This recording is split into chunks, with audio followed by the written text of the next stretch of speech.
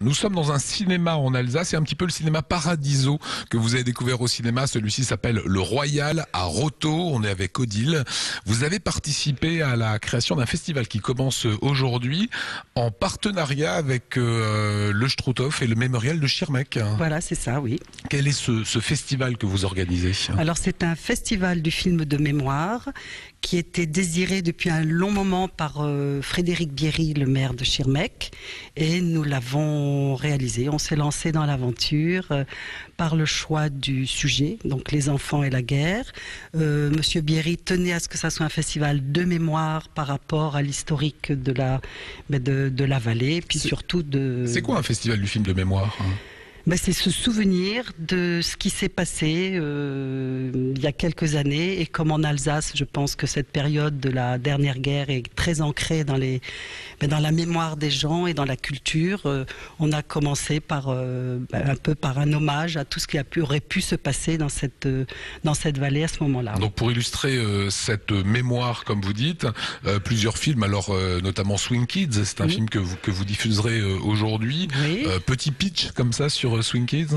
Alors Swing Kids, c'est l'histoire de ces jeunes Allemands qui, à Hambourg et à Berlin, dans les années 30, pour lutter contre le national-socialisme, se sont vraiment abrutis de swing et de jazz, et qui se retrouvaient dans des dancings et passaient leur nuit à danser. Et puis en fait là, c'est l'histoire de deux amis qui sont des swing kids qui, à la suite d'une petite bêtise, se retrouvent tous les deux dans les jeunesses hitlériennes, et ils vont prendre à ce moment-là deux chemins différents. Alors évidemment, il y a La vie est belle, voilà, qui est une façon de raconter cette Shoah, cet Holocauste, avec une tendresse, avec un amour immodéré pour un père et son fils.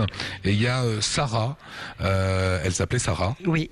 Alors c'est une soirée importante parce que ce soir-là, il y aura monsieur Olivier Lalieu, qui est un historien du mémorial de la Shoah à Paris, et qui viendra présenter le film. Elle s'appelait Sarah.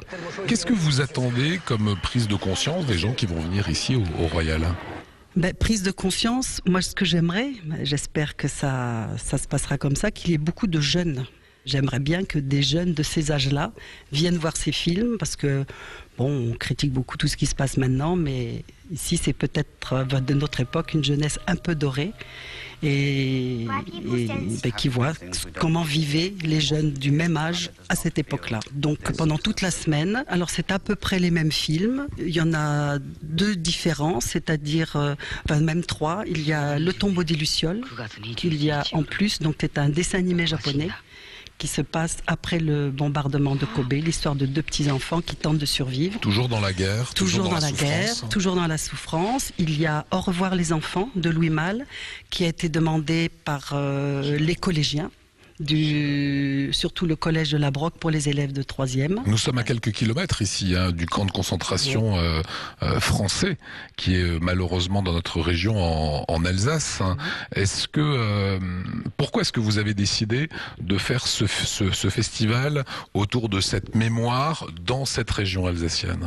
Moi, je ne suis pas alsacienne, et je m'aperçois, ça fait 7 ans qu'on est ici maintenant, que cette guerre, je pense, c'est quelque chose qui ne passe pas encore.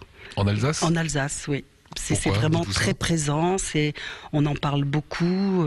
Il y a les malgré nous qui sont très très ancrés. Il y en a encore beaucoup qui sont là, et je sais que ce soir il y en aura dans la salle. C'est un festival tout à fait étonnant que vous nous proposez, Odile. Merci. En tout cas, ça commence aujourd'hui durant toute la semaine. Toutes les informations s'inscrivent sur l'écran.